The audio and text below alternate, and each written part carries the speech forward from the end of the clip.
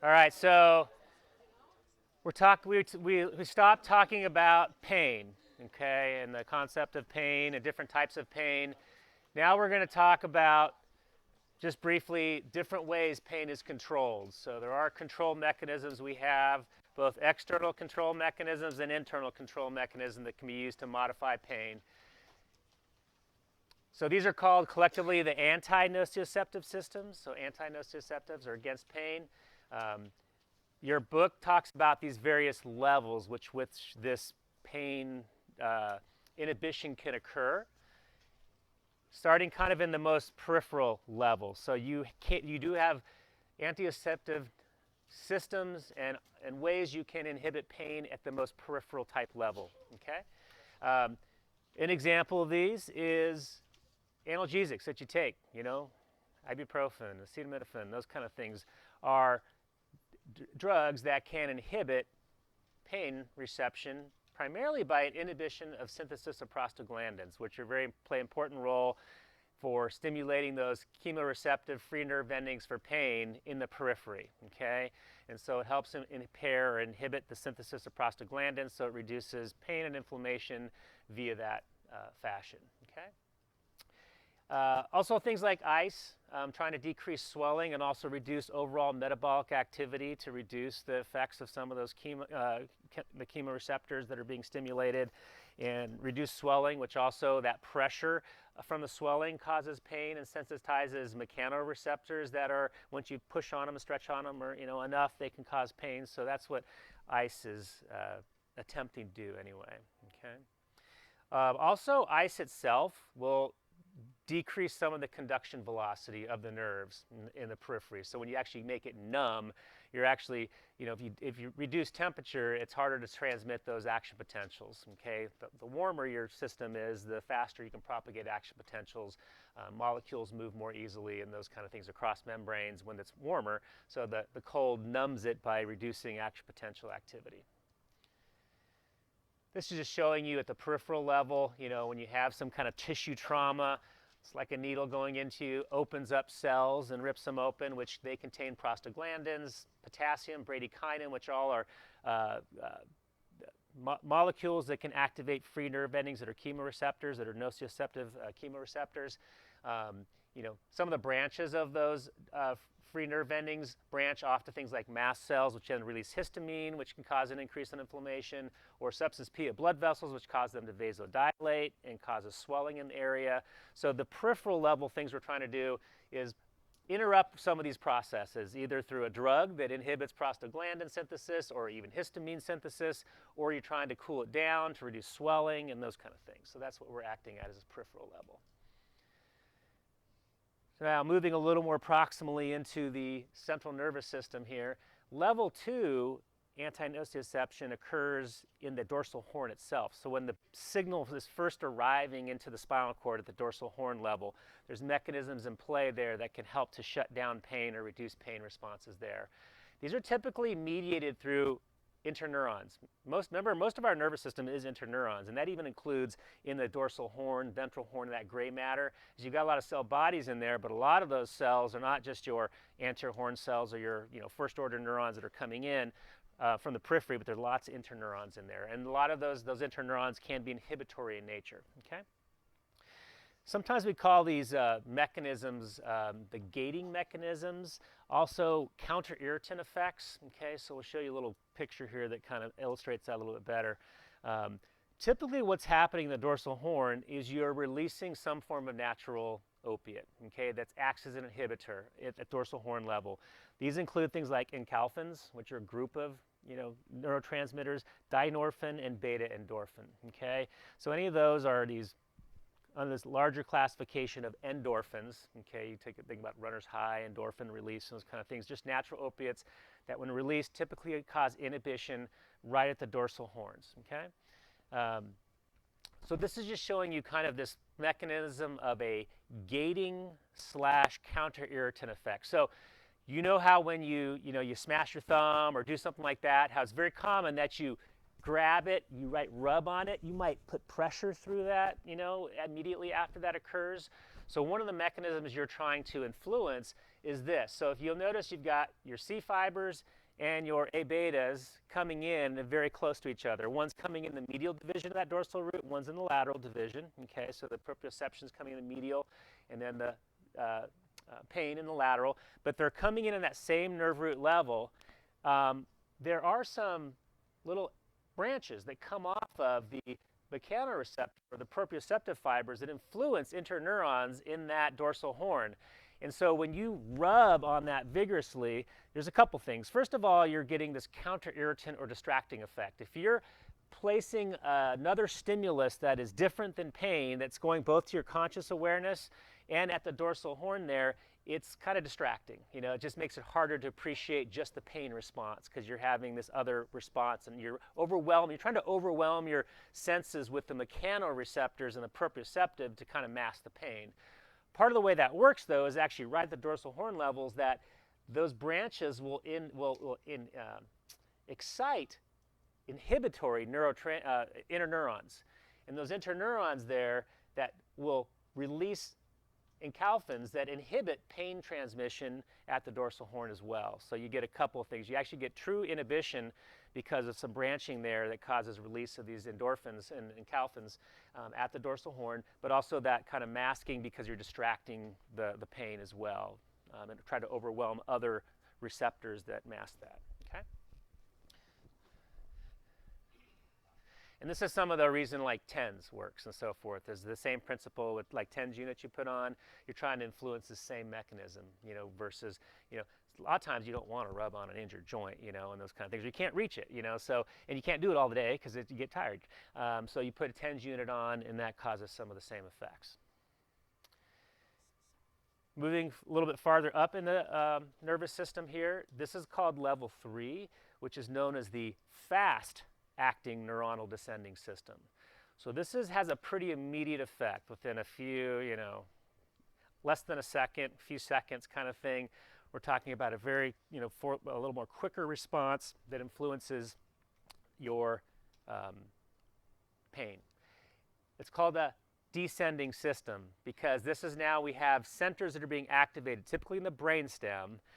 There's cell bodies in your brainstem in various locations that send axons, project down your spinal cord. These are descending pathways that then go down to the various levels in your spinal cord at those dorsal horns typically to do kind of the same thing we just talked about, is releasing these natural opiates into the dorsal horn to downregulate the pain response, okay? These are the various areas, these are the nuclei or cell body areas in the brainstem that are typically associated with this. So one is the raphe nuclei. The raphe nuclei are in the rostroventromedial medulla in the reticular formation. Remember that little kind of a substance we keep talking about, reticular formation, that little, just kind of like in the center, the tegmentum, the meaty part of the brainstem, both midbrain, pons, and medulla. It just kind of runs down through there, and this will keep coming up when we start talking about other nuclei that are located in specialized areas within that reticular formation, but part of the reticular formation is dedicated to these descending pain inhibitory pathways, and a very specific area is these raphe nuclei, okay? The raphe nuclei stimulate release of serotonin at dorsal horns, which in turn stimulate encalphin-producing inhibitory neurons. So releases the serotonin, which that acts as an excitatory neurotransmitter to the inhibitory interneurons at the dorsal horn, okay? We also have the periaqueductal gray in the midbrain, okay? The periaqueductal gray, when it gets stimulated, it helps to stimulate the raphe nuclei to do their job even better, okay? So that just the PAG, the periaqueductal gray, it exerts its influence through the raphe nuclei by making ramping up even the raphe nuclei's activity a little bit more, okay? And then another one that's kind of a mouthful here is the locus coeruleus, okay? The locus coeruleus is a group of neurons and cell bodies that's a nucleus essentially. It's in the pons, and it's also in the reticular formation of the pons, okay? It exerts its influence through a descending tract called the ceruleospinal tract. The ceruleospinal tract goes down, okay? And it releases norepinephrine, okay? directly on the primary afferents, which suppresses release of substance P. Substance P is one of the primary neurotransmitters used in the initial pain pathway. When that initial stimulus comes in the dorsal horn, one of the neurotransmitters released from the first order to the second order neuron there, and in the interneurons there is substance P. Releasing norepinephrine on those interneurons and neurons helps reduce the amount of substance P that's released. So that is how it exerts its inhibitory influence. Okay. So just highlight a couple of these structures here so it makes sense. So remember, reticular formation is all kind of this area in here. This is all area in here, and even into here is reticular formation is all this area in here. Okay. Here is the first one we talked about, are the raphe nuclei. And the raphe nuclei are located in this very ventromedian position here in the upper medulla. The medial lemniscus are just a little lateral at this point in the upper medulla. Okay. Lower medulla, they're right next to the center, but in the upper medulla, they're starting to move out a little bit, and there's some raphe nuclei that now are sitting right in this more medial, ventromedial position in the upper medulla. So those are the raphe nuclei. And you can see they have projections that go down and influence. So they actually cross over. Don't worry about all that crossing over, and go over to influence the dorsal horn. Just know that they influence the dorsal horn region. Okay. Then let's see here. The periaqueductal gray was the other thing we talked about. So here's the cerebral aqueduct. So that's that aqueduct coming down through the brainstem. And this gray matter that surrounds it is the periaqueductal gray. And so there's cell bodies in there that are associated with the descending track here that go down to influence primarily those raphe nuclei right here in the upper medulla. So they make the raphe nuclei do a better job enhancing their effect on pain inhibition. Okay.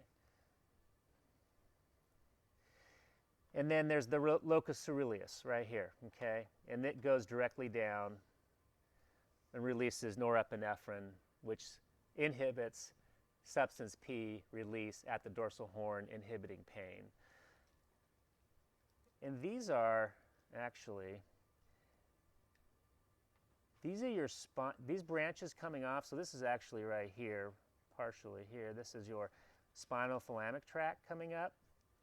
But the branches that come off here, that's the spinoreticular pathway. Those are the branches. Remember, these are the divergent slow pain pathways that branch off to go to the spinal reticular, the reticular formation through the brainstem to stimulate these descending inhibitory pathways.